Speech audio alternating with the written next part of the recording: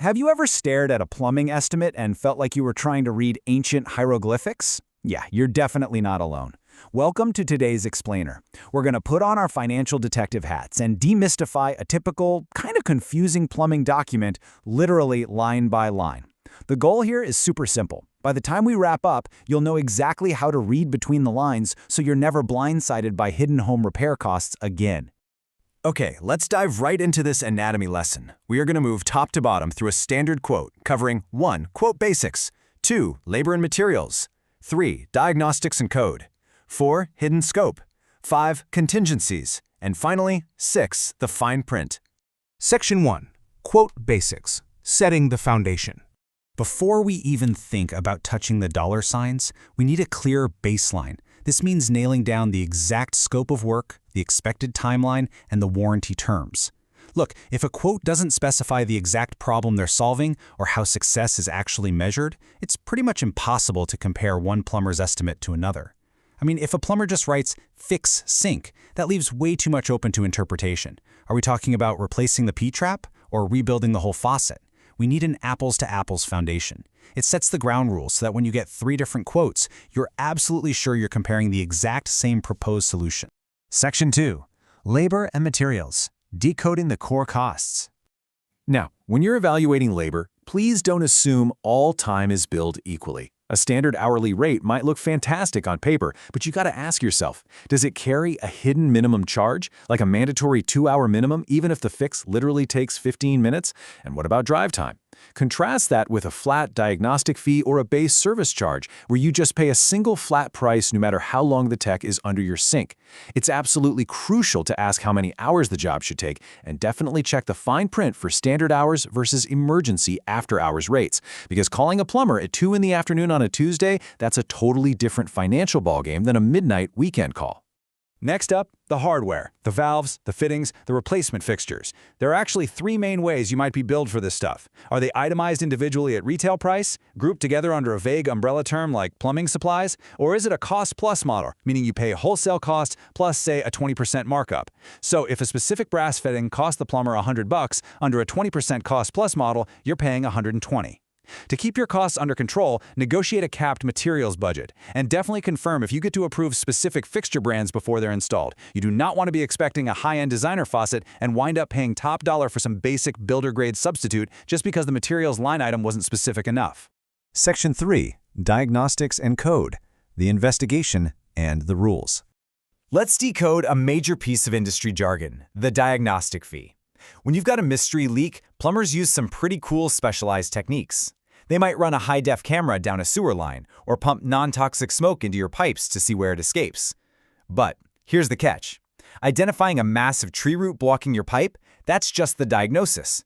The quote has to clearly state what this fee actually determines, because fixing that root problem, which might mean excavating your entire front lawn, will require entirely separate repair steps and costs. You aren't paying for the fix just yet. You're purely paying for the investigation to pinpoint where the real work even begins. And then comes the paperwork. For major work, think gas lines, water heaters, big drain modifications, local codes mandate permits and inspections. Your estimate should explicitly state who is pulling these permits and scheduling the city inspector. Please, never assume a permit-required line item is just some optional bureaucratic fee you can skip to save a few bucks. Skipping it can lead to massive local fines, crazy project delays, or, worst-case scenario, a city inspector forcing you to tear out all your brand-new plumbing when you go to sell your house. Seriously, paying for proper code compliance up front is the absolute cheapest insurance policy you can buy against a future real estate nightmare. Section 4. Hidden scope, access, removal, and disposal. Let me ask you something. What actually happens when the plumber opens the wall? It's a provocative question, right? Because standard pipe costs are one thing, but getting to those pipes, that is an entirely different financial ballgame. These cleanup and access items are really what determine if a quote is actually complete. You might see charges for demolition, like cutting a huge square out of your beautiful kitchen drywall, or tearing up expensive bathroom tiles just to access a leak. But what happens after the pipe is fixed? Are patching the drywall, matching the paint, and hauling away the debris included in your quote? If not, congratulations! You might be left with a perfectly functioning pipe, a giant hole in your living room, and a surprise secondary bill from a totally different contractor just to make your house look normal again. always check who is responsible for getting rid of the old materials and handling the cosmetic restoration of your home. Section 5. Contingencies. Expecting the unexpected. Since plumbers don't actually have X-ray vision, you'll often spot a contingency allowance on a comprehensive quote. This is a totally normal financial safety net set aside for unknown conditions hidden behind walls or buried deep underground. Think of it like a buffer. Say they open up a ceiling to fix a leak, only to discover extensive water damage or dry rot that also needs immediate attention. But to prevent a blank check scenario, you have to establish a hard cap on this allowance.